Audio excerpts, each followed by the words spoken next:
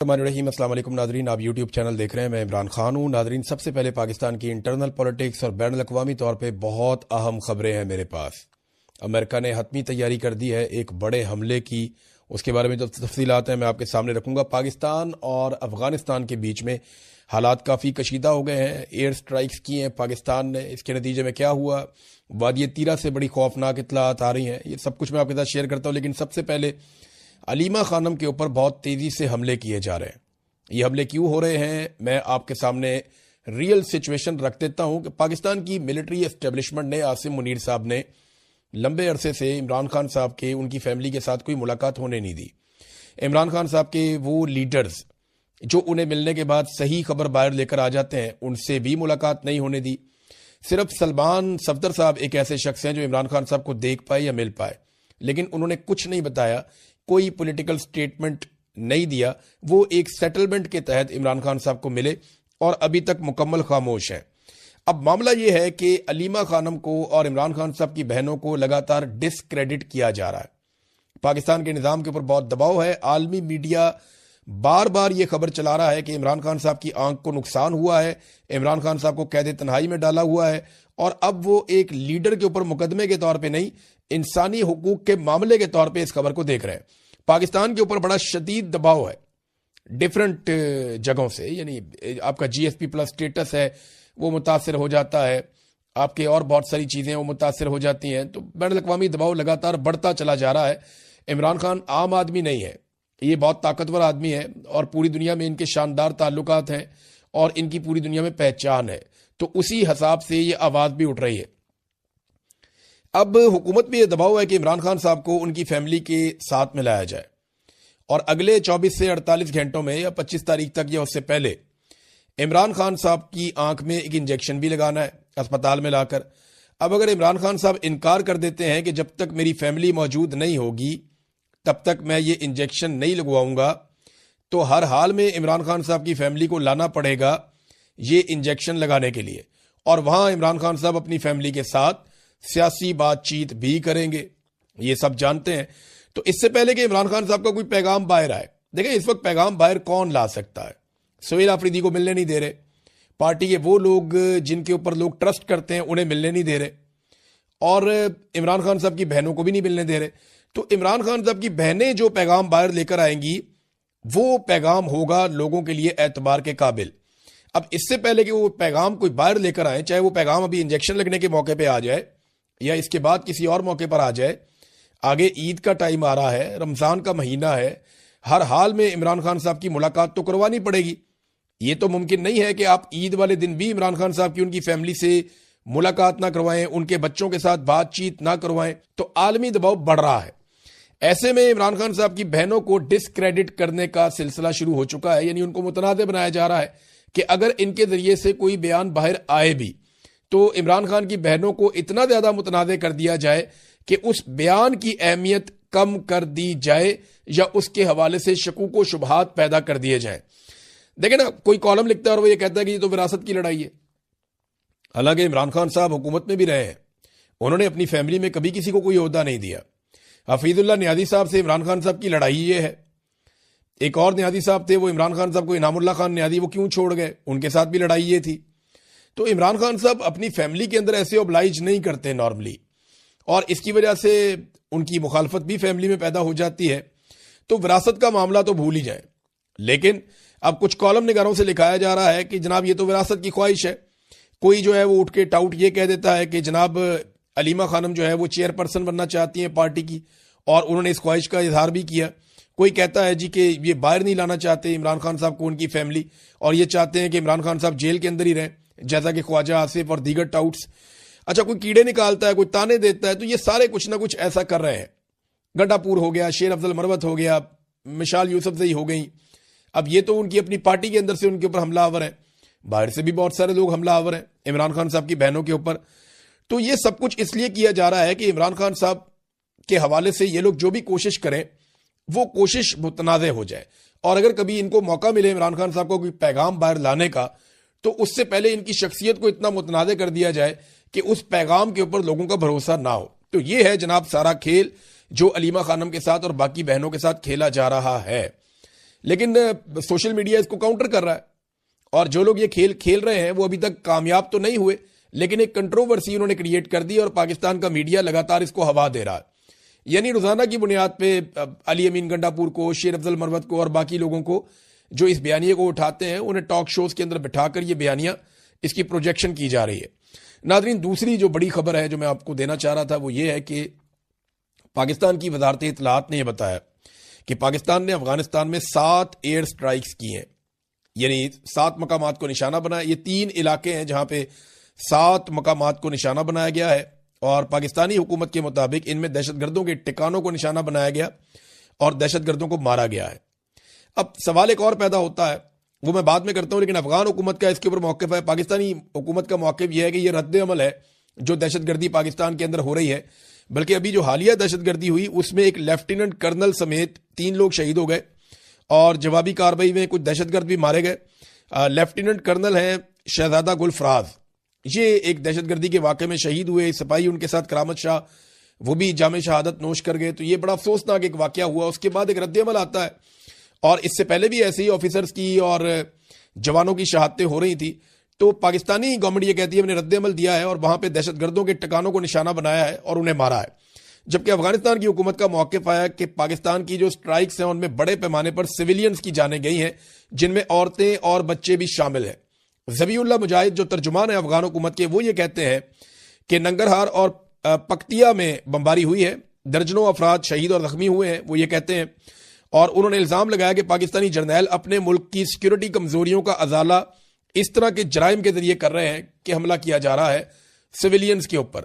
اچھا، ایک سوال اور پیدا ہوتا ہے جو میں کرنا چاہتا ہوں، دیکھیں یہ تو دونوں وزارت اطلاعات ہیں۔ اب پاکستانی وزارت اطلاعات یہ کہہ رہی ہے کہ ہم نے وہاں پہ دہشت گردوں کو مارا ہے، افغان وزارت اطلاعات یہ کہہ رہی ہے کہ نہیں، سویلینز اس کے اندر نشانہ بنے ہیں۔ بڑا سوال یہ ہے کہ پاکستان کے اندر جو نقصان ہوتا ہے وہ سویلینز کا اور سیکیورٹی فورسز کا ہوتا ہے، اور پاکستان کی جو سیکیورٹی فورسز ہیں وہ ہر واقعے کے بعد اور پاکستان کی حکومت براہ راست الزام بھارت کے اوپر لگاتے ہیں۔ تو پاکستان بھارت کے اوپر اس قسم کا کوئی حملہ کر کے ان کو جوابی کارروائی کیوں نہیں کرتا؟ دیکھیں نا، بھارت اگر یہ حملے کروا رہا ہے، وہ اس کے پیچھے ماسٹر مائنڈ ہے، تو بھارت کو بھی جواب دینا چاہیے۔ لیکن پاکستان جو ہے وہ افغانستان کو جواب دیتا ہے، ان کے پاس ایئر فورس نہیں ہے، لیکن بھارت کو پاکستان جواب نہیں دے رہا۔ پاکستان کو بھارت کو بھی پھر جواب دینا چاہیے اگر بھارت کی اٹیک پاکستان کے اوپر کر رہا ہے، اصولاً تو یہی ہونا چاہیے۔ بھارت کی ایئر فورس کے طیارے بھی ہم نے گرائے تھے کچھ عرصہ پہلے، میں یہ بھی آپ کو بتا دوں۔ اب بھارت میں کچھ بھی ہو جائے نا تو وہ بغیر ثبوت کے پاکستان کے اوپر چڑھ دوڑتا ہے اور پاکستان کے اندر آ کے سٹرائک کر جاتا ہے۔ جب کچھ بھی ہو جاتا ہے بھارت کے اندر، وہ ثبوت کوئی نہیں دکھاتے۔ پاکستان کہتا رہتا ہے ثبوت دکھائیں، کوئی چیز ہے تو سامنے لے کر آئے، لیکن بھارت حملہ کر دیتا ہے ہمیشہ پاکستان کے اوپر، اور پاکستان جو ہے وہ ریسٹرینٹ کا مظاہرہ کرتا ہے اور کبھی بھی بھارت کو جوابی کاروائی نہیں کرتا جب پاکستان کے اندر بھارت دہشت گردی کرواتا ہے، بقول پاکستانی گورنمنٹ کے کہ لگاتار یہ سارے واقعات بھارت کروا رہا ہے۔ اب ناظرین آ جائیں کہ امریکہ کیا کر رہا ہے ریجن میں۔ ایران کے آس پاس جتنے بھی امریکہ کے اڈے ہیں ان سب کے اوپر بڑے پیمانے پر امریکہ ہتھیار اور فوجی جمع کر رہا ہے۔ تیزی سے امریکی بحری بیڑے جو ہیں وہ اس علاقے میں پہنچ رہے ہیں، کچھ بحری بیڑے پہنچ گئے تھے، کچھ ابھی ٹریول کر کے پہنچ رہے ہیں، جبکہ یورپ کے اندر، مڈل ایسٹ کے اندر امریکہ کے بہت سارے فوجی اڈے ہیں۔ ان تمام فوجی اڈوں پر بڑے پیمانے پر جنگی جہاز اور جو فورسز ہیں وہ اور ہتھیار وہ امریکن پہنچا رہے ہیں، اور ڈونلڈ ٹرمپ نے پہلے ہی دھمکی دی ہے کہ ایران کے اوپر اٹیک کیا جا سکتا ہے، اور اس سے پہلے کئی یورپی ممالک جو ہیں وہ اپنے شہریوں کو کہہ چکے ہیں کہ وہ ایران کو چھوڑ دیں۔ تو ایسا لگتا ہے کہ اگر ایران اور امریکہ کے بیچ میں کوئی ڈیل نہیں ہوتی اور کوئی نتیجہ نہیں نکلتا تو ایران کے اوپر امریکہ دباؤ بڑھانے کے لیے ایک بڑی سٹرائک کر سکتا ہے، اور اگر امریکہ کو کسی موقع پہ یہ محسوس ہوا کہ ایران میں رجیم چینج ہو سکتا ہے تو وہ ہر صورت رجیم چینج کروائے گا۔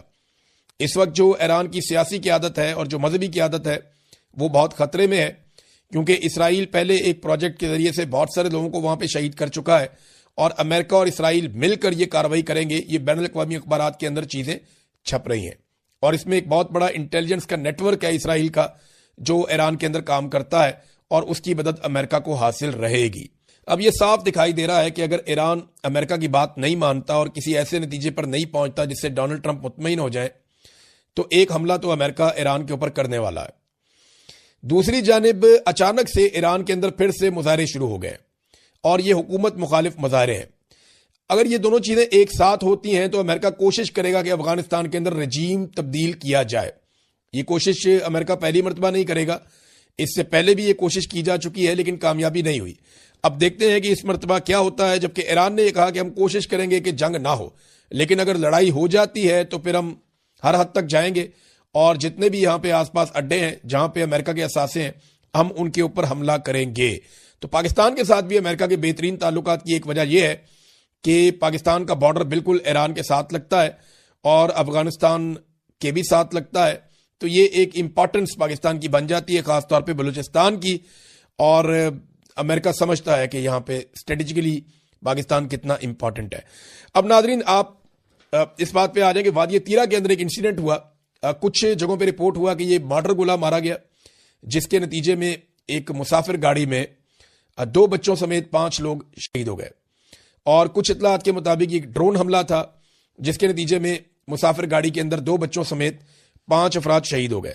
اب جو مقامی سورسز ہیں وہ یہ بھی بتا رہے ہیں کہ اس کے بعد لوگ احتجاج کرنے کے لیے گئے اور سیکیورٹی فورسز نے ان لوگوں کے اوپر فائرنگ کر دی، جس کے نتیجے میں وہاں پہ 4 لوگ شاید مزید جاں بحق ہو گئے۔ بھی کنفرمیشن نہیں آ رہی لیکن اس قسم کی خبریں آ رہی ہیں۔ اب دیکھیں نا، وادی تیرہ ہے، وزیرستان ہے، ان علاقوں سے خبر آنا بہت مشکل ہے، مقامی صحافیوں کو خبر بہت مشکل سے ملتی ہے، ہم تو پھر بھی بہت دور بیٹھے ہیں، لیکن سورسز یہ بتا رہے ہیں اور میں آپ کے سامنے رکھ رہا ہوں کہ یہاں پہ پہلے ایک حملے میں کچھ لوگ اس کو مارٹر گولے کا حملہ کہہ رہے ہیں، کچھ لوگ اس کو ڈرون حملہ کہہ رہے ہیں، اس کے اندر شہادتیں ہوئی ہیں اور اس کے بعد احتجاج کے دوران مظاہرین کی شہادتیں ہوئی ہیں۔ اور اب جو تازہ ترین اطلاع آ رہی ہے وہ یہ ہے کہ باڑہ چوک کے اندر لاشیں رکھ دی ہیں لا کے مظاہرین نے، اور ایم این اے اقبال افریدی بھی وہاں پہ موجود ہیں، اور یہ اپر باڑہ میں یہ حملہ ہوا تھا مسافر گاڑی کے اوپر، اور اب یہ مطالبہ کیا جا رہا ہے کہ اس کی ایف آئی آر بھی درج کی جائے اور سزا بھی دی جائے، اور یہ لوگ اپنا مطالبہ کر رہے ہیں کہ